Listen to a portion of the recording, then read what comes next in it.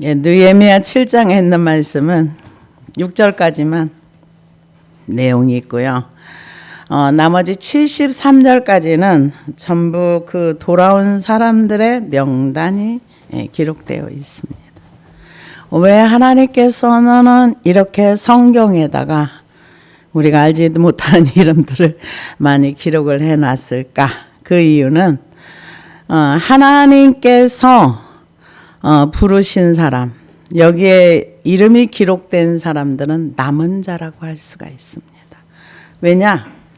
이때 당시에 바벨론에 유대인이 얼마가 있었는가? 약 300만이 있었답니다. 그런데 전체 돌아온 인구 수를 따지면 약 1.7% 정도밖에 안 된답니다. 그러니까 300만 중에서 돌아온 사람들. 그런데 우리가 이 성경을 읽다 보면은 우리가 마음으로 결단하고 하나님 쪽으로 돌아왔다고 해서 우리가 하나님의 말씀에 100% 순종하고 하나님의 뜻을 아는가? 전혀 아니라는 거죠. 돌아온 사람들 중에서 정말 그 느헤미야처럼 하나님 앞에 무슨 문제가 있을 때마다 기도하면서 성령의 이끌림을 받는 사람이 아니고는 다 그냥 돌아오기는 왔는데 항상 뭐가 중요한가? 내 현실의 삶이 중요한 거예요. 내 지금 처해진 이 삶이 버겁고 힘들면 거기에 올인해가지고 하나님을 잊어버려요. 사명은 주어졌지만 그 사명 감당하기에는 역부족인 거죠. 왜냐?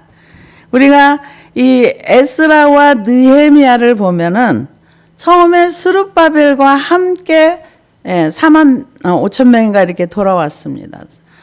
큰 마음을 가지고 성전을 지으려고 했는데 방해를 하니까 이 약 한 10몇 년을 우리가 알다시피 그냥 성전 짓는 걸 중단했잖아요. 명령을 받고 왔음에도 고레스 왕의 명령을 조서가 있었음에도 불구하고 계속 방해를 하니까 거기에 그냥 주저앉아 버린 거예요. 하나님 명령이 없어서 그렇습니까? 하나님이 능력이 부족해서 그렇습니까? 주저앉아서 그냥 내 생활하고 사는 거예요. 분명히 이들은 남은 자들이고 하나님에 대한 열정이 있었기 때문에 바벨론의 그 포로의 자리에서 거기서 지금 한 3, 4대가 내려가니까 이제 잘 먹고 잘 살고 전혀 사는데 문제가 없는 사람들이 그래도 나는 여호와의 언약의 백성이 하고 돌아왔는데도 불구하고 삶에서 여호와의 그 믿음과 신앙을 실천하고 행동하는 데는 그리 쉽지 않다는 거죠. 그래서 그들이 이렇게 성전을 짓는데도 쉬었다가 또 하나님이 쉬니까 안 되겠으니까 또 누구를 보냈습니까? 돈을 보낸 게 아니고요. 사람을 보내요. 학개와 스가랴를 보내서 야 너네들 성전 안 짓고 뭐하냐? 빨리 성전 지어라. 그러면서 이제 하나님 뭐라 그래요? 이제 학개서에 보면은 너네는 너네 집을 짓는 데는 빨랐고 내 집을 짓는 데는 아무것도 안 하고 있냐? 빨리 지어.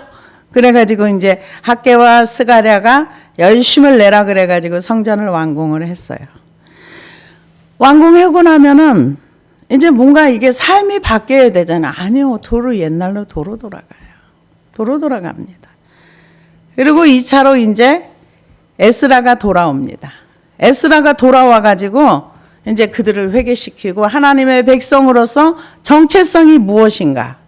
성전을 짓고 나서 하나님 앞에 세워지는 사람들을 만들어가는 거. 뭘로? 하나님의 말씀으로. 우리가 예수를 믿기로 결단하고 하나님 교회에 나왔다고 하나님의 백성이 하루아침에 뿅 하고 만들어지지 않아요. 우리의 삶 속에서 말씀을 순종하면서 하나하나 하나님을 배워야 돼요. 배워야 되는데 여기에 게으르면은 영적 성장이 안 되고 그냥 10년이고 20년이고 30년이고 그 자리에 있다가 영적 어린아이 상태로 하나님을 만날 수밖에 없습니다. 그건 누가 하느냐? 내가 해야 돼요. 내가 하지 않으면 아무도 내 대신해서 나를 성장시켜주고 나를 키워주고 이거를 누구도 할 수 없어요.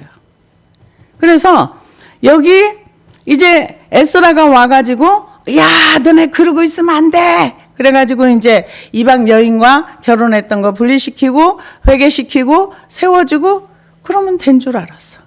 근데 세월이 지나니까 또 원이지. 느헤미야가 이제 세 번째로 돌아와가지고 성벽을 짓습니다. 성벽을 이제 오늘 다 끝나요. 7장에 끝납니다. 끝나고 나서 그러면 이제 우리는 생각할 수 있죠. 느헤미야 입장에서는 나는 성벽을 지으러 왔으니까 나는 이제 나는 바벨론으로 돌아가면 나는 편안한 인생이 기다리고 있어. 왜? 내 삶의 터전이 다 거기 있으니까. 근데 느헤미야가 돌아가지 않습니다. 성벽을 다 완공하고 나서 완공을 하고 보니까 지금 여기에 있는 그 사람들이 지도층들이 완전히 세속화가 돼가지고 이 도비야 산발라 이런 사람과 혼합을 하고 결혼을 하고 유대 여자를 데려오고 또 뭐 이방인들과 결혼하지 말라는데 유대 여자들이 이방인과 결혼하고 뭐하고 이게 6장에 나와 있는 내용들이에요. 15절에서부터 보면은 이제 성벽이 이제 거의 끝났어요. 근데 유다의 귀족들이 여러 번 도비야와 이렇게 편지하고 오늘날로 말하면 간첩인 거죠. 그래서 느헤미야하고 무슨 말하면 그거 홀딱 가서 전하고 지금 그들은 느헤미야의 적이에요.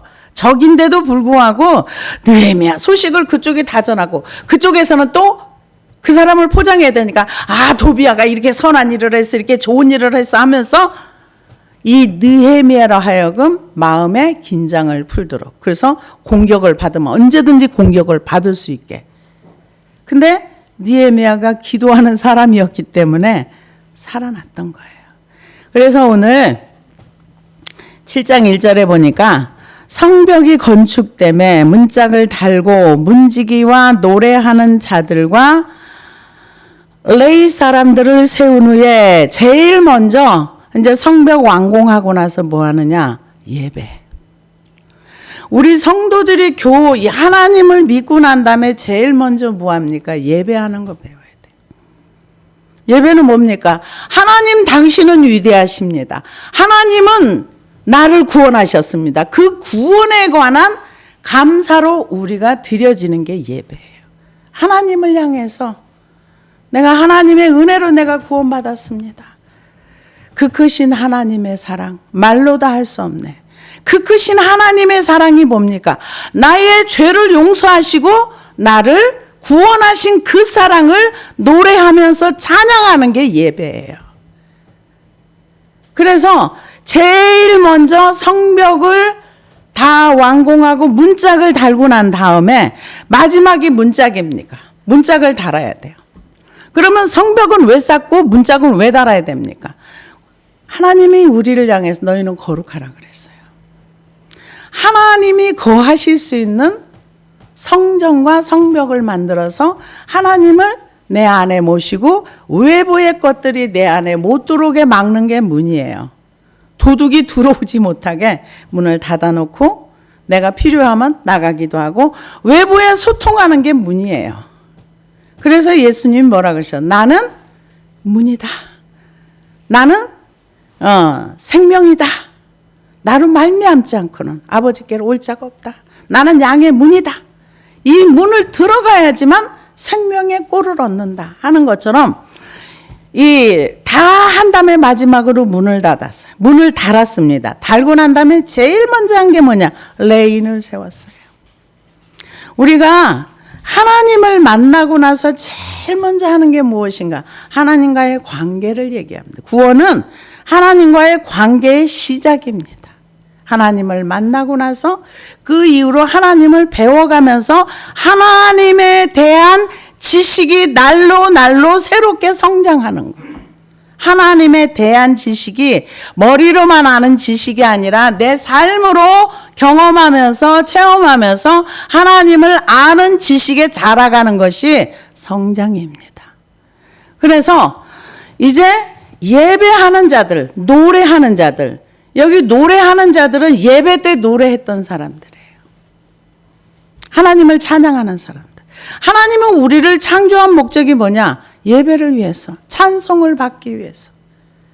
근데 지금 천국에 가 있는 성도들은 그걸 열심히 하더라고요. 천국에서 수시로 이렇게 얘기를 들어보면은 찬양으로 어느 곳에 찬양이 이렇게 막 큰 강단이나 홀 같은데 이렇게 사람들이 있으면 우리가 그 성경에 보면은 세네카 소디라는 사람이 어떤 분이 있는데 그분이 이제 그런 간증을 다윗은 항상 거기서 젊은 청춘이 돼가지고 수금을 타면서 찬양하는 곳에 이렇게 늘 가서 이렇게 하나님을 높이고 기쁨이 인간의 언어로 표현할 수가 없답니다. 우리는 찬양 부를 때 마지못해서 아니면은 억지로 찬양 시간이네 그러고 드리지만은 정말 하나님이 우리를 창조한 목적은 뭐냐? 찬양을 받으시기 위해서. 이사야서에 말씀하고 있습니다. 그래서 이 느헤미야가 제일 먼저 한 게 뭐냐? 노래하는 자들. 레인들이 예배에 노래하는 자들이고 제사를 수종드는 자들이 있어요. 아삭 같은 경우도 노래하는 자지요. 그래서 내 아우 하나니와 영문에 관한 하나냐가 함께 예루살렘을 다스리게 하였는데 하냐나는 충성스러운 사람이요 하나님을 경외함이 무리 중에서 뛰어난 자라.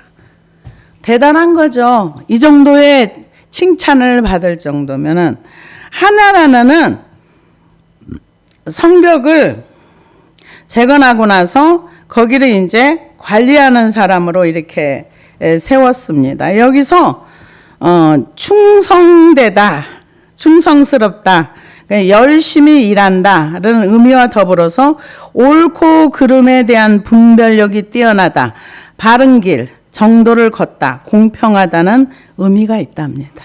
경외하다는 것은 하나님을 경외함이 뛰어나다. 이거는 눈에 보이지 않는 하나님을 눈에 보이는 것처럼 하나님을 존중하는 삶. 이게 하나냐가 그랬다는 거예요. 느헤미야 친동생인데 이 사람은 대단한 사람이에요. 어느 정도 대단한가? 예루살렘에서 수상궁까지의 거리는 약 1600km 정도 되는데요.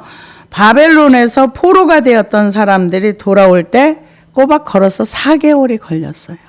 근데 그 길을 예루살렘에 갔다가 이 바벨론에 있는 느헤미야에게 연락을 그 예루살렘 그 성 소식을 그대로 전달해 줬던 사람이 하나냐예요.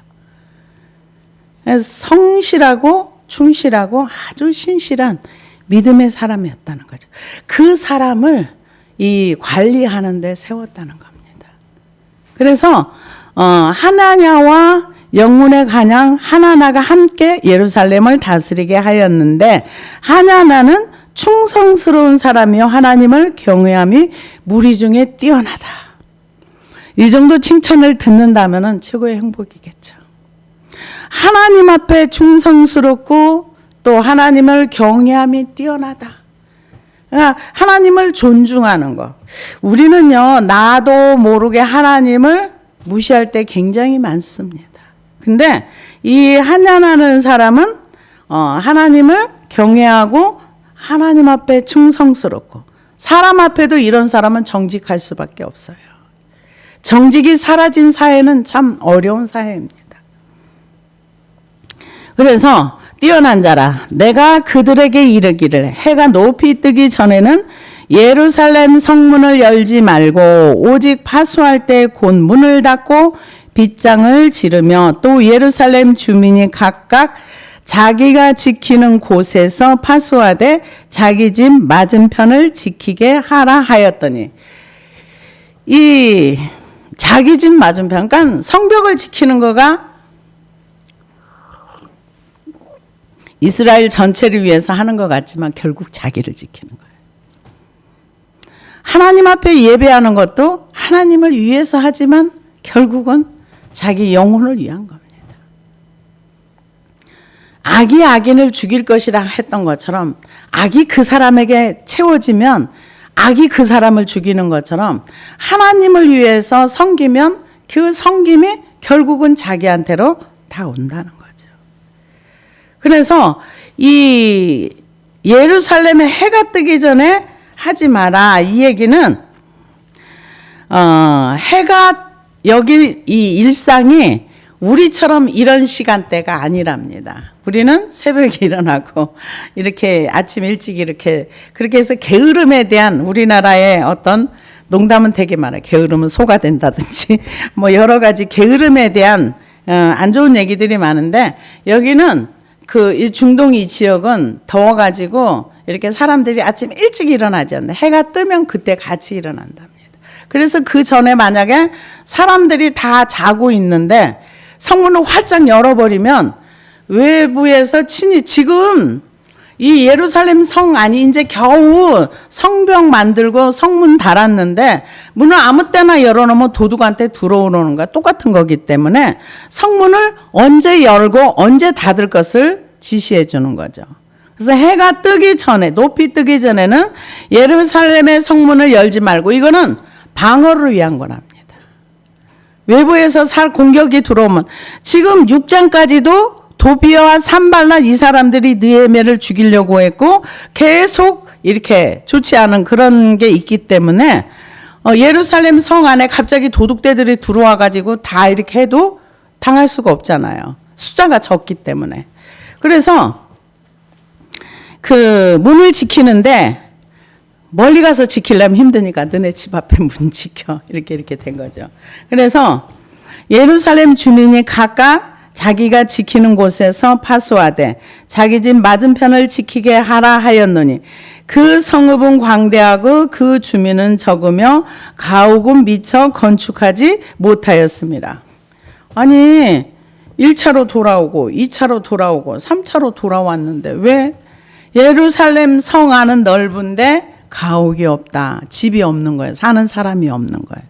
그 이유는 뭐냐면은 사람들이 돌아오긴 돌아왔어요. 돌아와서 보니까 폐허가 된 채로 성문도 다 불탔고 성전도 다 불탔고 다 완전히 황무한 곳이 되어 있는데 누가 와서 때려 죽여도 모를 정도로 이렇게 황폐하니까 사람들이 예루살렘 먼 곳에 자기 그 고위 선조들이 살았던 그 지역에 갖다 산 거예요. 예루살렘 성안에 사람이 없는 거죠. 그러니까 이제 이것을 가지고 느헤미야가 기도를 했겠죠. 하나님 이런 상태에 있는데 어떡할까요? 기도를 했겠죠. 그랬을 때 뭐라고 얘기합니까? 그 주민은 적으며 가옥은 미처 건축하지 못하였습니다. 내 하나님이여 내 마음을 감동하사 귀족들과 민장들과 백성을 모아 그 계보대로 등록하게 하심으로 내가 처음으로 돌아온 자의 계보를 얻었는데 거기에 기록된 것을 보며 이게 지금 에스라서에 나오는 족보를 얻었다는 거예요. 이게 지금 몇 년 지나 100년이 더 지난 거예요. 그 계보를 어디서 얻은 거예요. 얻어가지고 이제 그것을 가지고 이제 그 사람을 이제 다시 기록을 하는 겁니다. 그래서 돌아온 자의 계보를 얻었는데 거기에 기록된 것을 보며 옛적에 바벨론 왕 느부갓네살에게 사로잡혀 갔던 자들 중에서 높임을 받고 예루살렘과 유다에 돌아와 각기 자기들의 성읍에 이른 것이거든. 그러니까는 돌아와 가지고 예루살렘 성 안에 거하는 것이 아니라 자기들 옛날에 선조들이 살았던 그 성읍에 가서 거기서 거했다는 거죠. 그래서 이런 자들 곧 스룹바벨과 예수아와 초창기 제일 1차로 돌아온 사람이 스룹바벨과 예수아입니다. 그리고 느헤미야와 아사라와 라하마냐와 나하마냐와 모르드게와 빌산과 미스베렉과 비고의 이스라엘 명수가 이러하니라 이렇게 나오는데요. 여기에 보면은 이 명단이 100년 전의 명단이기도 하고요. 이 사람들은 바벨론에서 태어나서 바벨론의 문화가 익숙하고 이 언어도 바벨론 언어가 편한 사람들이에요. 근데 다시 고국으로 돌아와 가지고 맨 땅에 헤딩하는 거나 똑같은 거죠. 그러니까 예를 들어서 우리나라에도요. 6.25 전쟁이 나고 나서 이 땅이 완전히 폐허가 돼 가지고 사람들 정말 많이 죽었죠. 중공군이 300만이 내려왔으니까. 우리 사실 6.25 전쟁은 이 북한과 싸웠다기보다 중공과 싸웠다고 봐야 된다고 역사학자들이 이렇게 얘기를 합니다. 그런데 이 폐허가 된 이 나라에 미국에서 잘 살고 있던 유한양행 지금 우리나라에 와서 그 기업을 일으킨 제약회사를 만들었던 이분 유일한 씨인가요? 이분이 와가지고 여기에서 내 조국을 위해서 내가 헌신하겠다. 이렇게 해가지고 그걸 만들어가지고 지금까지도 그래서 자기 자녀들에게 100% 다 상속하지 않은 걸로 저는 그렇게 알고 있습니다. 그런 것처럼 완전히 폐허가 된 이곳에 와가지고 이들이 온 목적은 뭐예요? 하나님을 잘 섬기고 언약의 백성으로서의 회복이었지만 와서 이게 빨리 회복되지 않았다는 거. 지금 100년이 지났는데도 여전히 이 믿음이 이렇게 성장해서 자기 일을 자기가 하고 하나님과 1대1의 관계에서 홀로서기가 잘 된 사람이 없었던 거예요. 그래서 느헤미야가 성벽만 딱 짓고 돌아가도 되는데 다시 한번 정비를 해서 이분들이 하나님 앞에 1대1로 잘 쓸 수 있도록 신앙훈련까지 하는 것을 우리가 볼 수가 있습니다.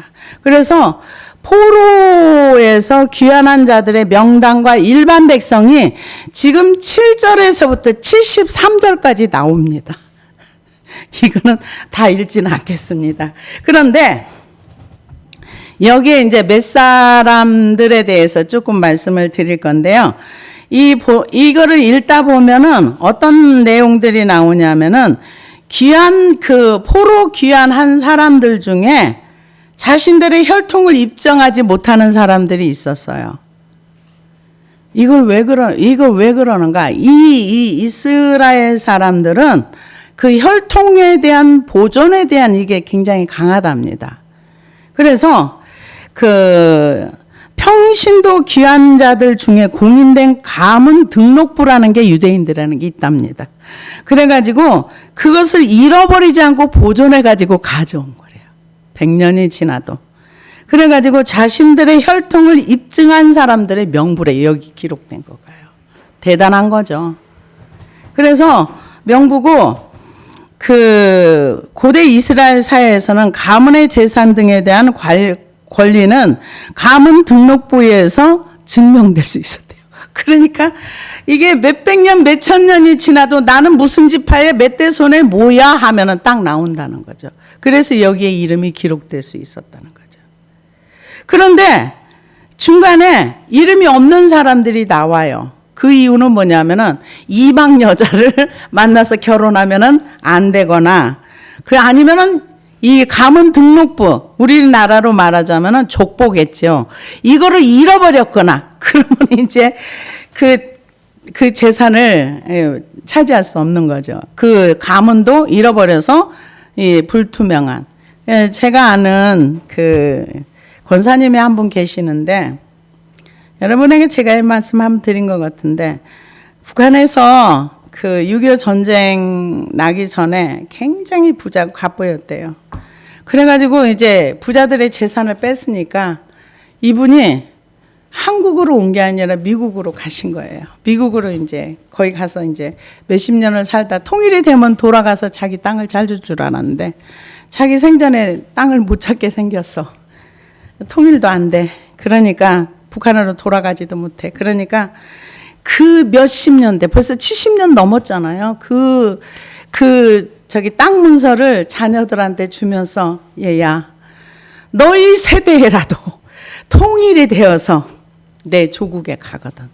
너희는 꼭 이 땅을 찾아라. 그러면서 그 땅 문서를 자녀들한테 이렇게 넘겨주고 돌아가셨다고 미국에서 이렇게 그랬다는 얘기를 들었는데 그 자녀도 지금 60대예요.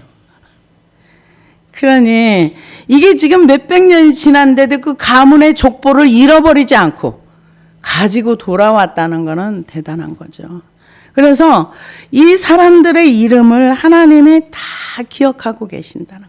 돌아온 자들의 사람들의 이름을. 그래서 이사야서에 보면 하나님 뭐라고 해요? 내가 너의 이름을 내 손바닥에 새겼다. 하나님은 우리의 언어를 들으시고 우리의 행하는 모든 것들을 다 보시고 다 기록해 놓으십니다. 그래서 8절에서 20절까지는요. 귀한 자들의 공인된 가문 등록부를 잃어보지 않고 보존함으로 인해서 자기 혈통을 입증한 사람들의 명부랍니다. 8절에서 20절까지. 이 사람들은 자기 집안의 혈통을 하나도 잊어버리지 않고 그대로 잘 보존한 사람들. 그래서 20절까지는 이 말씀이고요. 그 다음에 22절에서부터 22절, 23절, 24절, 25절에서 36절까지는 평신도 귀환자 중에 가문 등록부를 분실함으로써 자신들의 이스라엘 혈통임을 입증하지 못한 사람들의 명부랍니다. 그러니까 분명히 이스라엘 혈통은 맞는데 족보를 제대로 관리를 못 해가지고 그럴 수 있겠죠. 왜냐하면은 포로로 끌려가는데 이게 가지고 있었다는 것만 해도 기적이죠. 이 뻘겨벗겨 끌려가거나 아니면 채찍에 맞으면서 가거나 완전히 포로로 끌려가는데 잃어버린 사람들. 그런데 이제 자기 자신이 조상이 누구라는 거, 혈통이 누구라는 걸 알아서 자기 민족에게로 돌아온 사람들. 이 사람들이 25절에서 36절까지를 얘기합니다. 그 다음에 36절에서 39절까지는 제사장들의 명단입니다. 그 다음에 40절에서 42절까지는 세 종류의 레위 사람들에 대한 명부입니다. 그래서 원래는 이방인이었지만 이스라엘 포로로 끌려온 후에 성전의 망리를 했던 사람들. 이 사람들은 느디님 사람들이라고도 봐야 되겠죠. 느디님 사람들과 또한 여기에 보면은 솔로몬 시대에 와서 포로로 잡혀와 가지고 거기에서 레위 사람들을 도와주라 해서 망릴꾼으로 그 포로들을 이렇게 줬어요. 그렇게 줬는데 이 사람들이 성전에서 나무도 패고 제사드리니까 나무를 맨날 떼야 되잖아요. 나무도 패고 물도 깃고 뭐도 하고 이런 성전 망리를 하던 사람들이 돌아온 거예요. 이게 우리가 생각할 수 없는 일이죠. 왜냐하면은 이 사람들은 지금 이스라엘 백성과 똑같이 포로로 끌려가 가지고 포로 생활이 이제 몇 대를 지나고 나니까 정착하고 자리도 잡고 잘 살게 됐어요. 그러면 이 사람들이 다시 이스라엘 땅으로 돌아오면은 옛날에 하던 일을 해야 돼요. 선조들의 일. 그 일이 뭐예요? 성전에서 망리를 해야 돼요.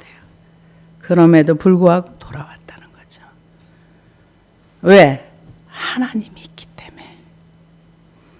그래서 이 유다와 예루살렘 성으로 포로 생활에서 귀한 자들이 가문별로 정리를 해주고 우리에게는 그 생소한 이름이지만 이들에게는 이게 무슨 얘기냐면은 하나님이 기억하시는 사람들.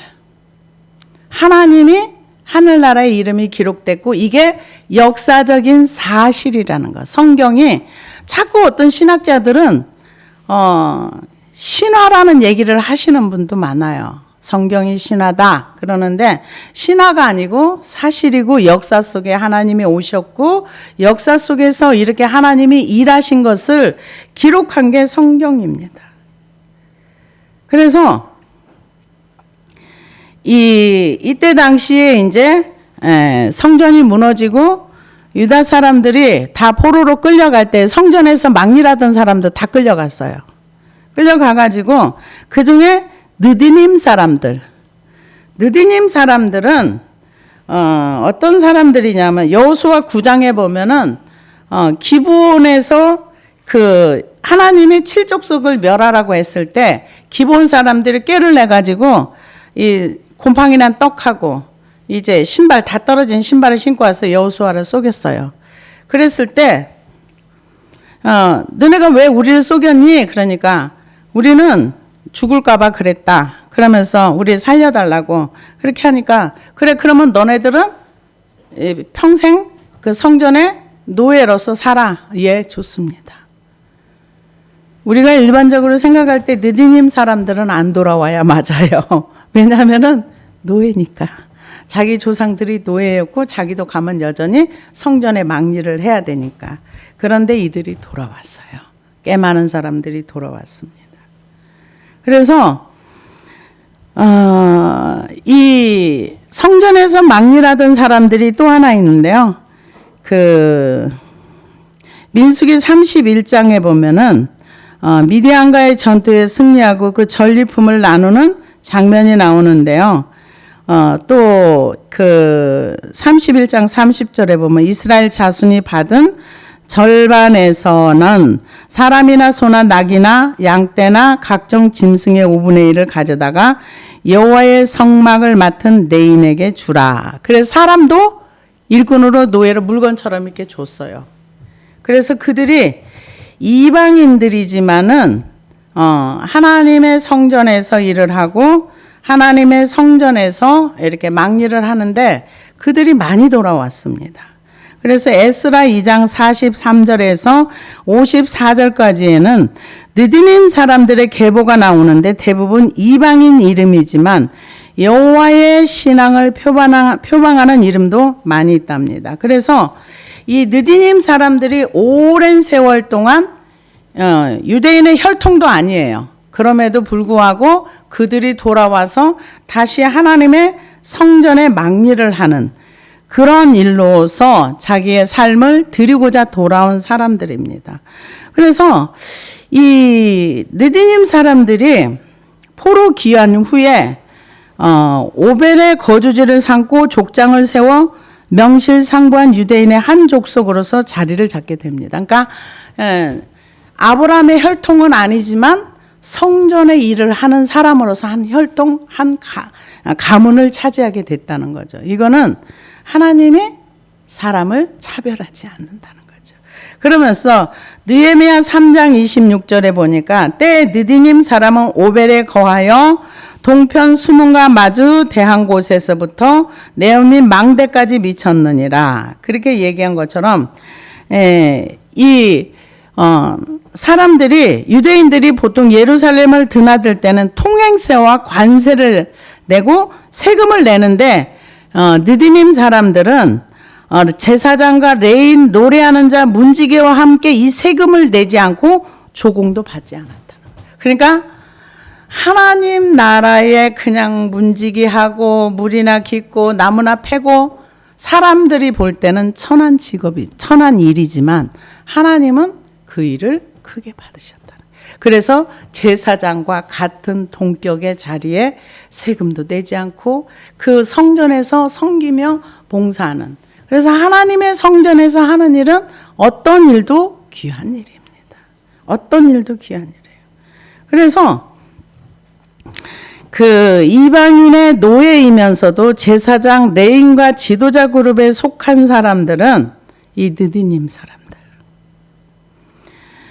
귀한 자 중에서 제사장 총수는 4,289명인데 이 42,360명에 비하면 10분의 1에 해당한 레인 제사장과는 달리 341명 그 레인을 돕는 자리에 있는 이 사람들이 돌아와서 하나님을 섬긴다는 건 이거는 우리가 말할 수 있는 거는 은혜라밖에 말할 수 없습니다. 그래서 이 회복을 하는데 하나님께서 이런 이방인들도 이 느디님 사람들도 성벽을 짓는데 같이 동참을 했어요.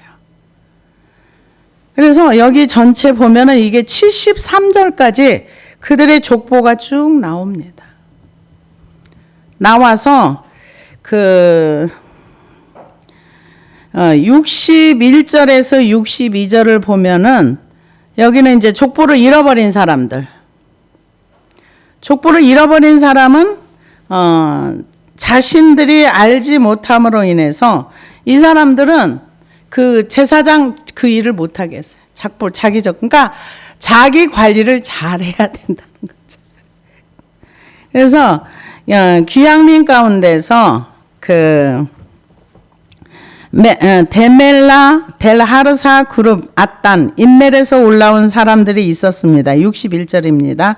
이 지명들은 포로로 끌려간 유대인들이 정착지로 정확한 위치는 알려져 있지 않습니다. 이들은 안타깝게도 조상의 가문과 계보를 밝혔으니까 잃어버린 거.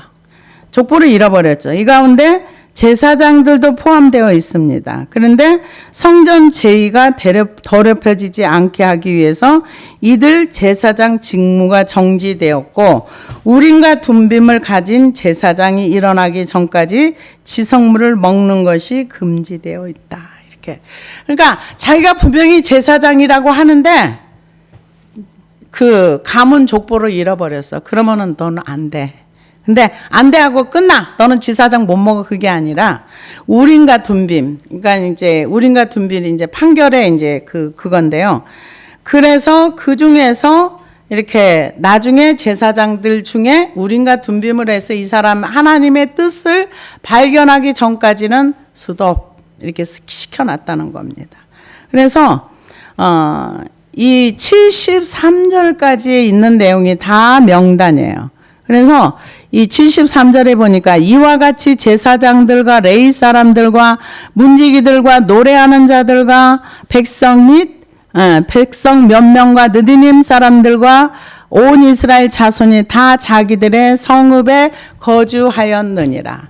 나중에 이제 제비 뽑아가지고 나중에 이쪽으로 옮기기도 하죠. 그래서 이 우리가 하나님 앞에 이 느디님 사람들을 바라보면서 하나님의 성전에서 어떤 일을 하든 그거는 중요하지 않다는 거죠.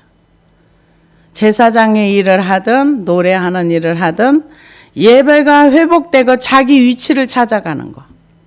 73절은 족보를 통해서 자기 관리, 자기 조상들이 잘 가지고 왔던 가문의 족보를 잘 보존한 사람은 자기 위치에 딱 가는 거예요.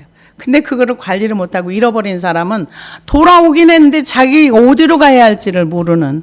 그래서 이런 사람들은 따로 모아가지고 따로 또 이제 족보를 기록하게 되고. 근데 느디님 사람들은 분명히 느디님 사람이라고 했지만 제사장과 같이 예배하는 그 가문 쪽으로 이렇게 들어가게 되었고. 그래서 이 73절까지는 이 그 사람들이 100년 전에 기록된 족보하고 다시 정리를 해가지고 혈통이 어떻다는 거, 가문이 어떻다는 거, 자기의 정체성이 이 굉장히 중요한 거예요. 왜냐하면 언약의 백성으로서 자기가 맡아야 할 일, 해야 할 일, 이게 그게 정리가 되는 이 족보를 통해서 그렇게 기록해 놓은 것을 볼 수가 있습니다. 그런데 그 중에서도 이제 특별히 아까도 얘기했지만 이 느디님 사람 같은 경우는 우리 조상은 포로였었대. 포로로 잡혀와가지고 성전에서 막일이나 하는 그런 사람이었대. 이러면 자기 조상이 부끄러우면 안 돌아와요. 왜? 바벨론 그 땅에 있으면 다 묻히거든요. 아무 상관이 없거든요. 바벨론 동화돼서 살아도 누가 뭐라고 안 하거든요. 근데 300만 중에서 1.7%가 돌아왔는데 그 중에 그런 사람도 포함되어 있고. 그러니까 열정을 가지고 돌아왔지만 우리가 하나님을 이 느헤미야나 에스라서를 보면서 배우는 게 뭐냐. 돌아왔다고 모든 것이 다 알아지는 게 아니라는 거. 하나하나 배우면서 하나님을 알아가면서 골로새서에 보면 하나님을 아는 지식에 자라가고, 이거는 머리로 뭔가를 많이 외운다는 게 아니라 내 삶 속에서 하나님은 이런 분이구나. 하나님은 이렇구나. 배우는 이 지식이 성장해야 된다는 거죠. 기도하시겠습니다.